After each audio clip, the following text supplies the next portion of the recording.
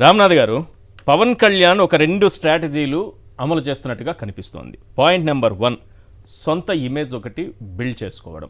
ఎక్కడా కూడా తను కూటమిలో భాగం అయిపోయి వాళ్ళ దీంట్లో నడుస్తూ ఆ రకంగా లేకుండా పవన్ కళ్యాణ్ అనే వ్యక్తి సపరేట్గా కనిపించాలి మనకి ఓవరాల్ కూటమిలో. అది ఒకటి. 2, ప్రభుత్వ వ్యతిరేకత. 2-3 పాయింట్లు చెప్పాయి కొద్దిసేపటి క్రితం. ప్రభుత్వ వ్యతిరేకత అనేది ఎక్కడ కూడా తన పైకి పడకుండా చూసుకోవడం. ఈ 2 స్ట్రాటజీలు చక్కగా అమలు చేసుకుంటూ వస్తున్నారు ఆయన. అయితే రేపు నిజంగానే టీజీ భరత్ చెప్పినట్టుగానో లేకపోతే టీడీపీ నాయకులు కోరుకుంటున్నట్టుగానో లోకేష్ సీఎం అయితే పవన్ కళ్యాణ్ సమర్థిస్తారా? ఆ క్యాబినెట్లో కొనసాగుతారా? ఏం జరుగుతుంది అనుకుంటున్నారు?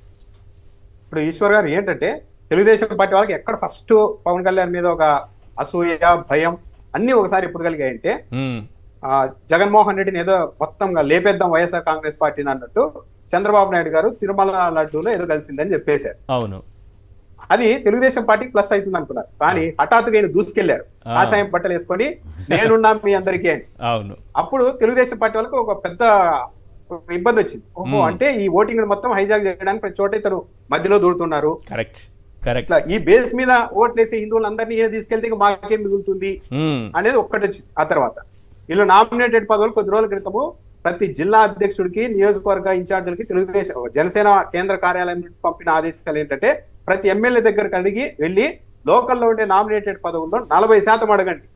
ఏ ఎమ్మెల్యే అయినా, టీడీపీ ఎమ్మెల్యే అయినా అంగీకరించకపోతే మాకు చెప్పండి అన్నారు. అది తెలుగుదేశం పార్టీ వాళ్ళ కోపాన్ని నశానానికి తీసుకెళ్ళింది. ఇంకొకటి, వీళ్ళిద్దరి మధ్య గ్యాప్ ఉంది.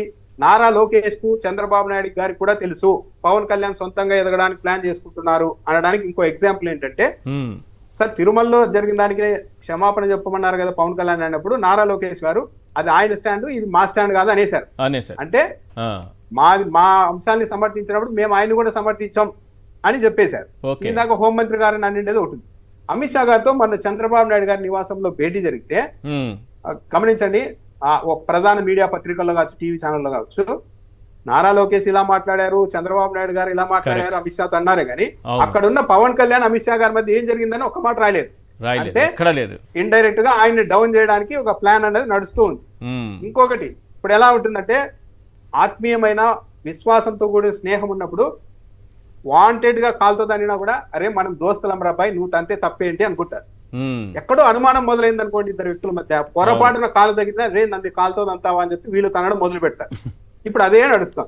కూరిమి గల దినములలో నేరములెన్నడూ కలిగినారు, మరి ఆ కూరిమి విరసంబైనను ఆ పద్యంలో అమిత్ షా గారు వచ్చారు, అక్కడ 2 చైర్లే వేశారంట. మరి వాడిని కావాలని వేశారో డెలిబరేట్లీ పొరపాటు జరిగింది. అప్పుడు అమిత్ షా గారు 3వ చైర్ తీసుకొని వచ్చి పవన్ కళ్యాణ్ గారిని కూర్చోబెట్టారు. చంద్రబాబు నాయుడు, నారా లోకేష్ డైరెక్షన్ లో అధికారులంతా పవన్ కళ్యాణ్ ని నిలబెట్టాలి, ఆయన స్టేచర్ ని ఆయనకు గుర్తు చేయాలన్న ఉద్దేశంతోనే 2 చైర్లు మాత్రం వేశారు. కానీ అక్కడ అమిత్ షా గారు పవన్ కళ్యాణ్ గారి గొప్పతనాన్ని గుర్తించి అప్పటికప్పుడు ఇంకో చైర్ తెప్పించి అప్పటి వరకు కూర్చోలేదట. అమిత్ షా గారు అప్పటి వరకు కూర్చోలేదు అని చెప్తున్నారు. అంటే ఇంత గ్యాప్ ఉంది, వీళ్ళ మానసికంగా విడిపోయారు. రామ్నాథ్ గారు సబ్మిషన్ ఇస్తుంది, ప్లీజ్ చెప్పండి. మీరు గమనించట్లేదో, చంద్రబాబు గారు షూ వేసుకోలేదు, అమిత్ షా గారు కాలు మీద కాలు వేసుకుని కూర్చున్నారు. నిజంగా చంద్రబాబు గారు కూర్చుంటే గ్యారంటీగా కాలు తగులుతుంది. ఆయన మళ్ళీ కాలు ఇటుపక్క మార్చారు పవన్ కళ్యాణ్ పక్క, అప్పుడు పవన్ కళ్యాణ్ గారు కూర్చున్న కాలు గ్యారంటీ తగులుతుంది.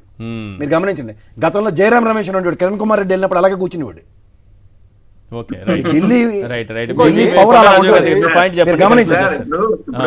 కుర్చీలు వేయడం మర్యాద కాదు. పాయింట్ ఏంటంటే ఈయన ఉప ముఖ్యమంత్రి హోదాలో ఉన్నాడు ఎవరు, పవన్ కళ్యాణ్ గారు. ఖచ్చితంగా అధికారులకి టూర్ షెడ్యూల్ ఉంటది, పవన్ కళ్యాణ్ కూడా వస్తున్నాడు, విజిట్ చేస్తాడని. ఇప్పుడు దేశానికి సంబంధించిన హోంమంత్రి, రాష్ట్రానికి సంబంధించిన ముఖ్యమంత్రి, ఉప ముఖ్యమంత్రి, 3 టూర్స్ షెడ్యూల్స్ ఉంటాయి. ఉన్నప్పటికీ కూడా అక్కడ కుర్చీ వేయకుండా అలసత్వం వహించినటువంటి అధికారుల మీద ఏమైనా చర్యలు తీసుకున్నారా? వాళ్ళ కుర్చీ వేయొద్దని చెప్పింది ఎవరు? సో కుర్చీ వేయలేదా? పవన్ కళ్యాణ్ అవమానించడంలో భాగంగానే జరిగింది అన్నట్టు అనుమానం ఉంది. ఫైనల్ పాయింట్ ఏంటంటే ఈశ్వర్ గారు వీళ్ళు ఎంత కోపంగా ఉన్నారు ఒకరి మీద అనడానికి, జనసేన ఆఫీస్ మీద ఒక డ్రోన్ వెళ్ళిందంట. అవును, దాని మీద జనసేన నాయకుడు కిరణ్ రాయల్ ఎంత స్టేట్మెంట్ ఇచ్చేశారంటే, మొన్న అసలు పవన్ కళ్యాణ్ గారి ఇంటి మీద, ఆఫీస్ మీద డ్రోన్ ఎగిరేసి భయపెట్టాలనుకుంటున్నారేమో, ఆయన్ని బయటకు రాకుండా చేయాలనుకుంటున్నారేమో, ఆయన అలా భయపడే వ్యక్తి కాదు అని మాట్లాడారు. ఇప్పుడు గవర్నమెంట్ ఎవరిదండి? కూటమి గవర్నమెంట్. అవును, వైసీపీ వాళ్ళు అయితే వాళ్ళే గవర్నమెంట్. అవును, వైసీపీ వాళ్ళు అయితే ఎగరేయరు కదా. మరి రోడ్డు వాళ్ళ గవర్నమెంట్ టపాసి పుత్రి గారు పోలీసులు కూడా వెళ్ళాడు కదా సార్ ఆయనకి వెనకతల. ఎస్.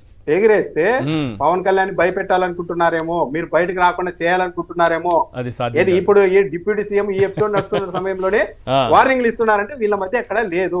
రైట్. కాకపోతే ఏదో అలా టైమింగ్ కోసం అక్కడ ఇక్కడ రెండు పక్షాలు తాత్కాలికంగా యుద్ధ విరమణ ప్రకటించాయి. ఎవరి లెక్కలు వాళ్ళు వేసుకుంటున్నారు. ఇప్పటి వరకు ఈ ట్రయల్ రన్ లో ఎవరి వైపు ఏం జరిగింది అన్నది ఇప్పుడు లెక్కలు వేసుకుంటున్నారు. మళ్ళా నెక్స్ట్ ఫేజ్ లో నారా లోకేష్ గారికి కాల్పుల విరమణ ఒప్పందం ఎంతవరకు సక్సెస్ అవుతుందో ట్రంప్ ప్రమాణ స్వీకారం కాబట్టి. రైట్. Thank you sir. చర్చలో పాల్గొన్నది రామ్నాథ్ గారు, కొండా రాజీవ్ గాంధీ గారు, అలాగే కేఎస్ ప్రసాద్ గారు.